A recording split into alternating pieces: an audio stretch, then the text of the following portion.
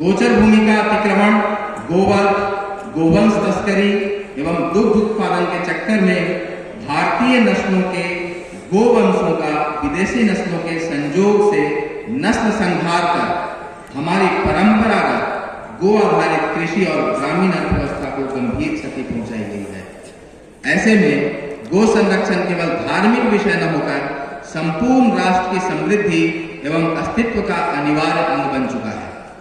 कुंभ केवल एक पर्व ही नहीं है, बल्कि यह भारत की सनातन संस्कृति, आध्यात्मिक परंपरा और राष्ट्र धर्म का महान संगम है। 2025 के इस महाकुंभ का शुभ अवसर जब भारत अमृत काल में प्रवेश कर चुका है, हमारी सांस्कृतिक चेतना को जागृत करने और राष्ट्र की गौरवशाली विरासत को पुनर्स्थापित करने का पावन क्षण है। यह पुण्य काल जिसमें कि लिए गए संकल्प निश्चित रूप से सिद्ध होते हैं, हमें गो संरक्षण एवं राष्ट्र रक्षा के लिए ठोस कदम उठाने की प्रेरणा देता है। प्रयागराज के पावन संगम तट पर विश्व हिंदू परिषद गो रक्षा विभाग, भारतीय गोवंश रक्षण एवं संवर्धन परिषद के तत्वावधान में आयोजित अखिल भारतीय गौभक्त अधिवेशन में हम सभी गौभक्त, संत समाज, महापुरुष, कृषक वर्ग, गोरक्षक एवं गौपालक एकजुट होकर गो संरक्षण, संवर्धन एवं गौचर भूमि की रक्षा हेतु संकल्पित हैं।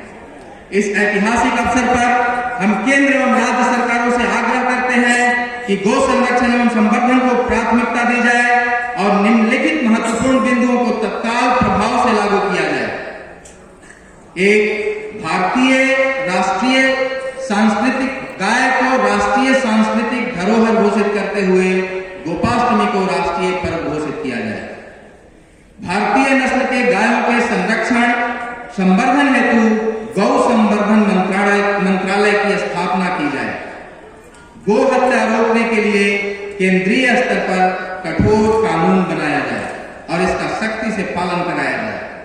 गोचर भूमि को अतिक्रमण मुक्त कर गोचर प्राधिकरण का गठन किया जाए तथा गौशालाओं एवं गोचर भूमि के विकास के लिए सरकारी योजनाओं के अंतर्गत आर्थिक सहायता उपलब्ध कराई जाए।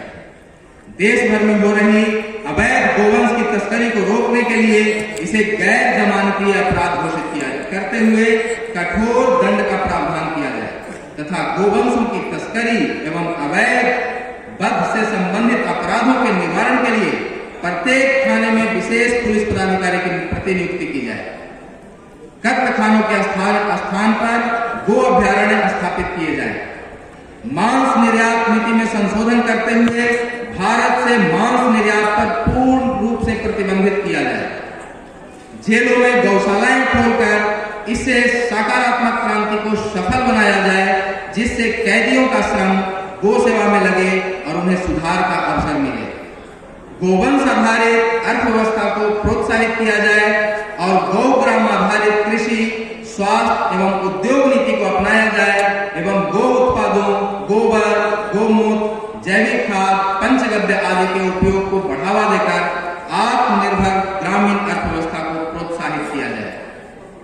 गोवंश संरक्षण एवं संवर्धन को विद्यालय एवं महाविद्यालय के पाठ्यक्रम में शामिल किया जाए और वैज्ञानिक दृष्टिकोण से इसका महत्व बढ़ाया जाए तथा गोवंश से संबंधित वैज्ञानिक अनुसंधान को बढ़ावा दिया जाए, जिससे जैविक कृषि, औषधि निर्माण और पर्यावरण संतुलन में गौवंश का योगदान सुनिश्चित किया जा सके। गोवंश के मामले के शीघ्र निपटारे के लिए विशेष न्यायालय फास्ट ट्रैक कोर्ट की स्थापना किया जाए तथा इसके लिए विशेष अभियोजन पदाधिकारियों की नियुक्ति भी की जाए। उपरोक्त प्रस्ताव भारतीय संस्कृति, पर्यावरण और आर्थिक संरचना में गौवंश की महत्ता को पुनः स्थापित करने के लिए एक ठोस कदम है। हम केंद्र और राज्य सरकारों से आग्रह करते हैं कि इन बिंदुओं को प्राथमिकता के आधार पर लागू किया जाए, जिससे गोवंश की रक्षा और संवर्धन सुनिश्चित हो सके।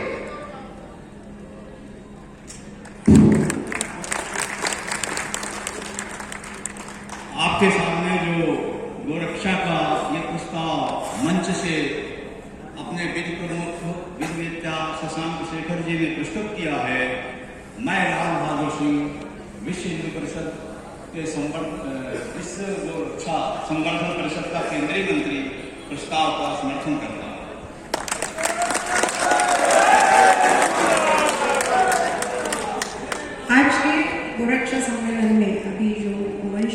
प्रस्ताव रखा गया है।